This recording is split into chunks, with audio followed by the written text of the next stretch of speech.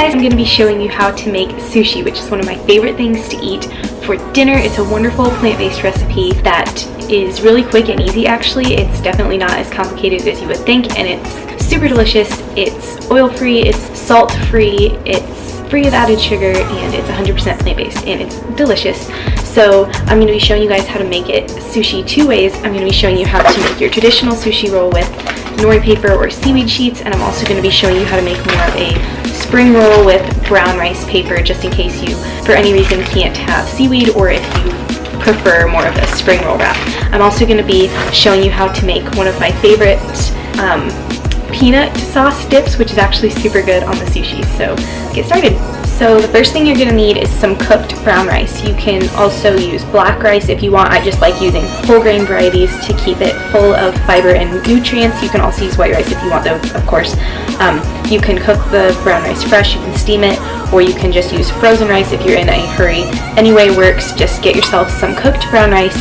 Typically I would add about a tablespoon or two of rice vinegar just to give it that sushi rice flavor, but I didn't have any, so today I'm just going to be doing plain brown rice for the sushi. You're also going to want stuff to fill the sushi, so I just sliced some cucumber up like this, just in some kind of rectangular slices. You can do them thinner if you don't want as much of a crunch, but I kind of like having a bit of crunch inside the sushi, so I cut them a little bit bigger, and I leave the skin on for extra nutrients. And I also have some shredded carrot. You can buy shredded carrot from the store to save you some time, or you can cut it yourself and shred it yourself, but that's typically all I put in my sushi is cucumber and carrot. But I also have done like dark leafy greens in the past, sprouts, things of that sort, which are also super delicious. But today I will just be doing cucumber and carrot, but feel free to get creative. So I'm going to be showing you how to make the typical seaweed wrap first. So you're going to need some nori sheets. You can get these either at like an Asian mart or at pretty much any grocery store. I think I got these at Whole Foods, and they're just seaweed wraps. They're called nori. It means the same thing. And then you're going to need to have a little bit of water right by where you're making the sushi, because when you get to the end of the roll, you're going to have to wet the ends so that it sticks. I don't have a typical sushi roller mat. I used to have one, but I no longer have that, so I'm just going to be rolling it by hand today, but I think that's actually better because it'll show you guys how to do it in case you don't have that equipment. So this is very basic sushi rolling. Okay, so the first thing you're going to want to do is set your piece of seaweed on a cutting board. I usually like to put the shiny side on the outside. That's just personal preference, but it doesn't really matter either way. And then you're going to take some rice and put it down towards the bottom. It doesn't really matter where you put it to start because you can move it around once you get it on the sheet, but then you're going to get it down to the bottom and kind of form a rectangle. You want to get to the edges, but you want to leave a little bit of space at the end. And you want to make sure you leave about an inch at the top, so that way when you roll it at the end, you have a place for the wrap to attach. And make sure you have enough rice, but not too much. If you overload the sushi roll, it's going to be really hard to roll it, but if you don't put enough in, it's kind of just going to fall apart. Okay, so now that we've got our rice on here, we're going to add the toppings, and you want to add these in a line by the bottom. And once again, don't overload it. You'll kind of get the hang of it after you roll one or two of them. You'll start to see if you put too much or not enough. Oh, the other thing I like to add normally to my sushi is avocado, but I didn't get any avocado today, but that is definitely one of my favorite things ever to put in my sushi. So now you're gonna roll it, and this is kind of the tricky part. You'll get the hang of it after a few times, but what you want to do is you want to hold the toppings in with your fingers while holding the back part with your thumbs. So you're gonna hold it, and you're gonna fold the roll over the toppings, just like that. And then you're gonna keep rolling, and make sure to like tuck the ends in as you're rolling. Make sure everything's where it's supposed to be. Usually I end up putting a little too much in the middle and not enough on the ends. The middle ends up being really full and the ends don't end up being full, but keep rolling. And then once you get here, see we have this inch at the end, and now this is where the water comes in. You're gonna wet two fingers and just brush it. And if you don't want to use your fingers, you could use something else like a spoon or something, but just wet it. And then you're gonna make sure this is nice and tight and finish wrapping it. And then kind of let it sit there for a second so that it can attach, because you don't want to go too quick and have it fall apart. But there you go. Now you have a roll of sushi.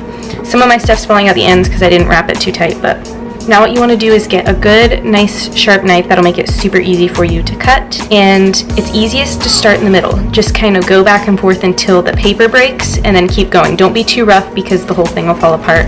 Just kind of Sometimes you have to go a little faster. Just kind of judge it based on how the roll is cutting. See, now we have nice little sushi, and then we're gonna keep cutting it. So then you're gonna cut this one in half. I kind of smashed the end, but it's okay. And then we're gonna cut this one in half. And you should be able to get 8 pieces out of a roll. Oops, see, this one's not wanting to cut. Well, that one didn't work out too well. But typically you'd be able to get 8 pieces out of a roll, but since I'm not a master roller, I usually only get 4 to 5 because the ends usually fall apart. But there you have a little piece of sushi. And like I said, it gets so much easier the more you roll. After you've done 1 or 2 rolls, you'll start to get the hang of it, but the first roll is typically really unappetizing. The sharper the knife too, the easier it is to cut, because if you have a dull knife, I think this one's kind of dull, it kind of just rips the paper instead of cutting through it. But the good thing about the ends is you can just eat them while you work on this, so you can have a little snack, which is typically what I do.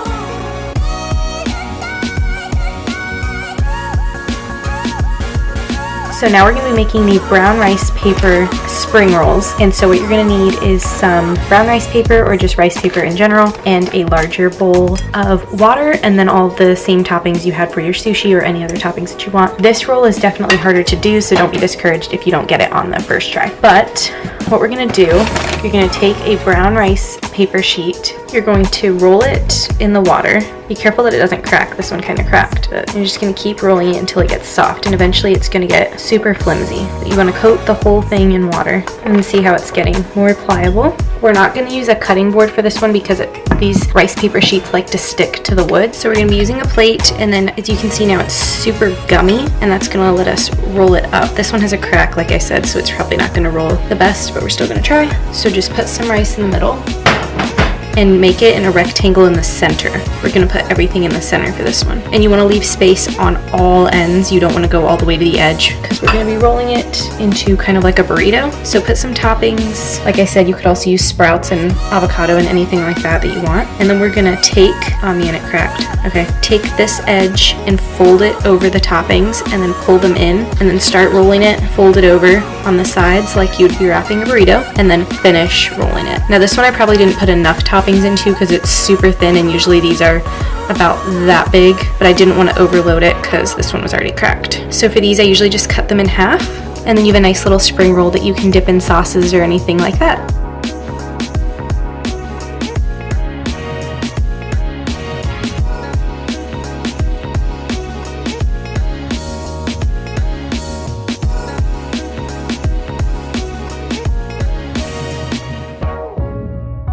Okay, so now we're gonna make the peanut sauce, and to start, we're gonna need a 1/4 cup of peanut butter. I usually use peanut butter without added oil, salt, or sugar, and this is the brand that I get. It's called CD's, but you can use any brand of peanut butter. Just make sure it's at least a natural peanut butter, just because the texture and consistency won't come out the same if you used a processed peanut butter like Jif or something like that. So we're gonna need a 1/4 cup of that, and I'm gonna be putting that into the cup of a blender.